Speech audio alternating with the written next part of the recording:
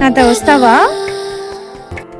మళ్ళీ పిలవాలని తుళ్ళే పసి ప్రాయమే మళ్ళీ తను మనం దత్తత తీసుకుంది సార్. నాన్నకంటే చాలా ప్రేమగా చూసుకుంటుంది. మా నాన్నకి నేను భారం అయిపోయానని చెప్పి రోడ్డు మీద నన్ను వదిలేసి వెళ్ళిపోయాడు. అప్పుడే దేవుడి రూపంలో ఒక అమ్మలా వచ్చింది.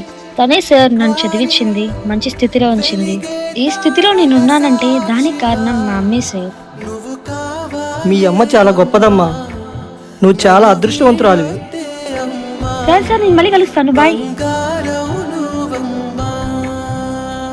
అమ్మా అని కొత్తగా అమ్మా ఎలా ఉన్నావు చిన్ని? బాగున్నాను మా.